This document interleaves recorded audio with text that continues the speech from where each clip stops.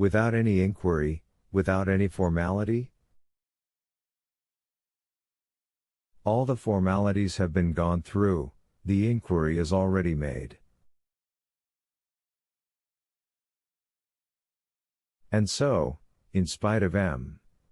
de Villefort's promises?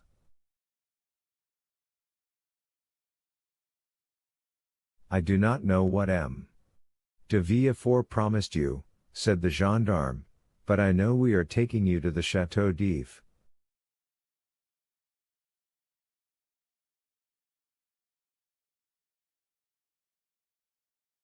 But what are you doing? Help, comrades, help. By a rapid movement, which the gendarmes practiced, I had perceived, Dantes sprang forward to precipitate himself into the sea, but 4 vigorous arms seized him as his feet quitted the bottom of the boat.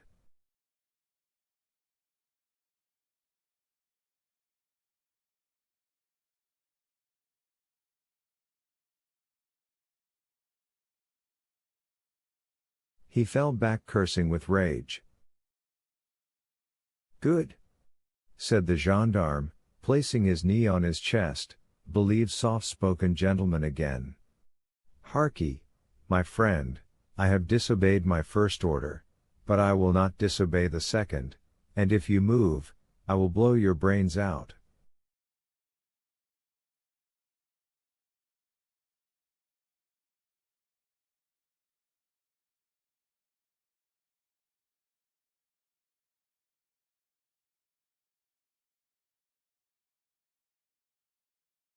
And he leveled his carbine at Dantes, who felt the muzzle against his temple.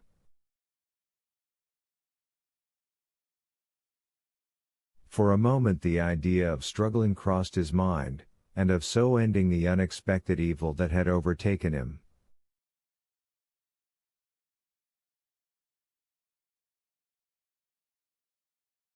But he bethought him of M. de Villefort's promise, and, besides, death in a boat from the hand of a gendarme seemed too terrible.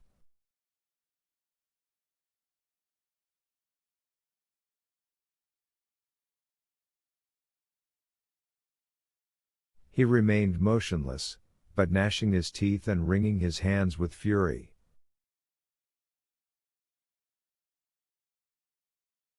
At this moment the boat came to a landing with a violent shock. One of the sailors leapt on shore, a cord creaked as it ran through a pulley, and Dantes guessed they were at the end of the voyage, and that they were mooring the boat.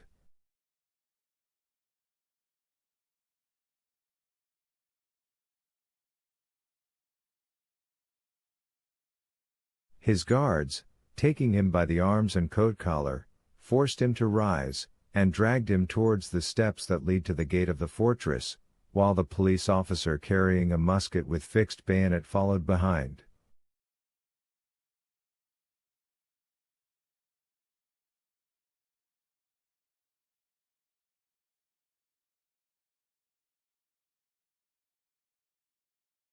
Dantes made no resistance. He was like a man in a dream. He saw soldiers drawn up on the embankment. He knew vaguely that he was ascending a flight of steps. He was conscious that he passed through a door, and that the door closed behind him, but all this indistinctly as through a mist.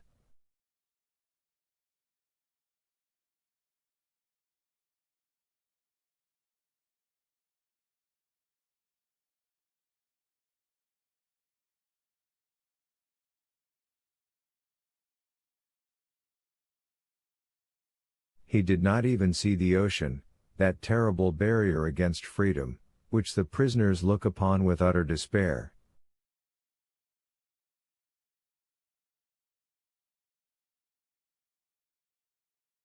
They halted for a minute, during which he strove to collect his thoughts.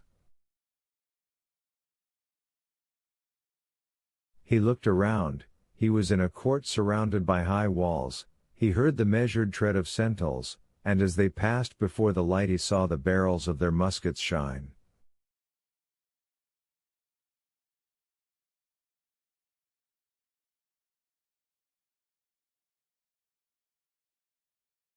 They waited upwards of 10 minutes. Certain Dantes could not escape, the gendarmes released him. They seemed awaiting orders. The orders came. "Where is the prisoner?" said a voice. "Here," replied the gendarmes.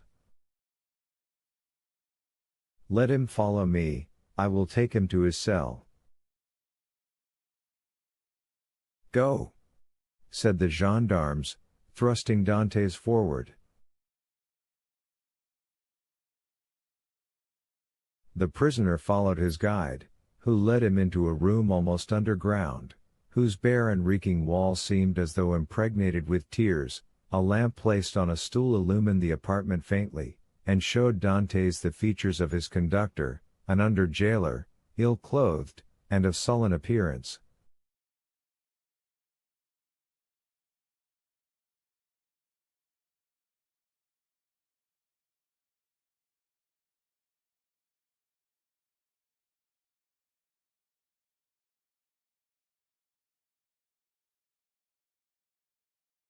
"Here is your chamber for tonight," said he.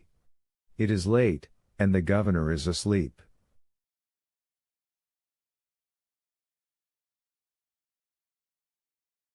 Tomorrow, perhaps, he may change you.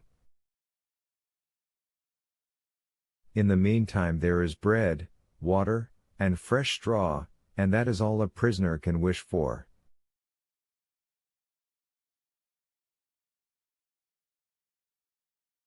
"Good night."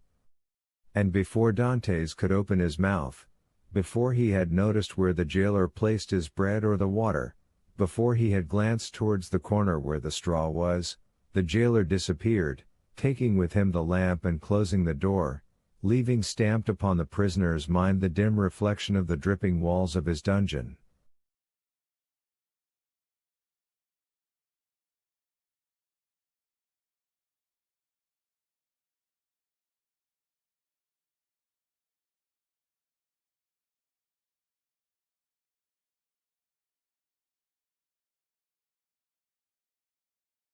Dantes was alone in darkness and in silence, cold as the shadows that he felt breathe on his burning forehead.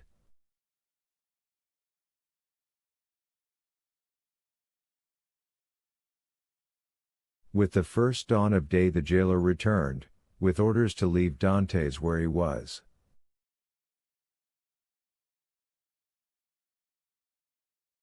He found the prisoner in the same position, as if fixed there, his eyes swollen with weeping.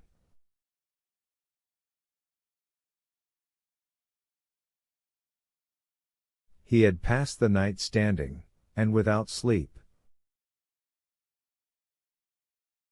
The jailer advanced. Dantes appeared not to perceive him. He touched him on the shoulder. Edmund started. "Have you not slept?" said the jailer. "I do not know," replied Dantes. The jailer stared. "Are you hungry?" continued he. "I do not know." "Do you wish for anything?" "I wish to see the governor." The jailer shrugged his shoulders and left the chamber. Dantes followed him with his eyes, and stretched forth his hands towards the open door, but the door closed.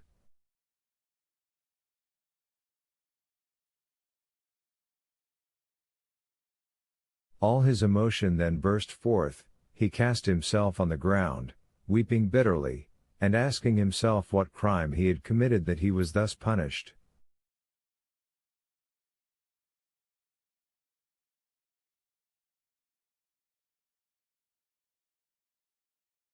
The day passed thus. He scarcely tasted food, but walked round and round the cell like a wild beast in its cage.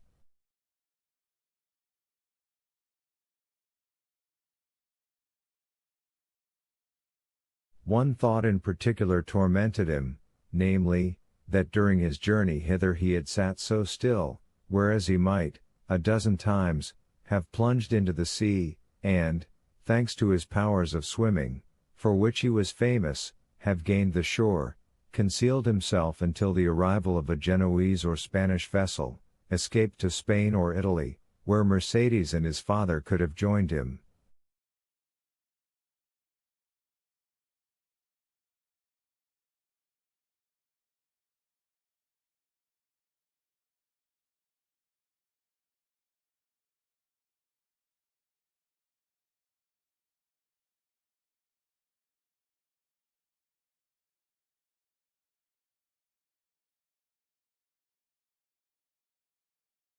He had no fears as to how he should live. Good seamen are welcome everywhere. He spoke Italian like a Tuscan, and Spanish like a Castilian. He would have been free, and happy with Mercedes and his father, whereas he was now confined in the Chateau d'If, that impregnable fortress, ignorant of the future destiny of his father and Mercedes, and all this because he had trusted to Villefort's promise.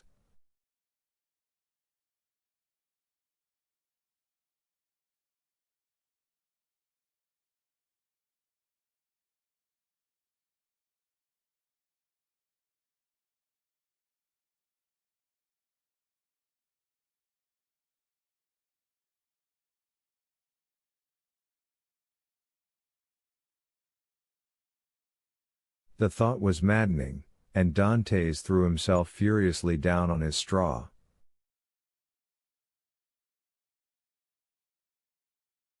The next morning at the same hour, the jailer came again. "Well," said the jailer, "are you more reasonable today?" Dantes made no reply. "Come, cheer up, is there anything that I can do for you?" "I wish to see the governor." "I have already told you it was impossible."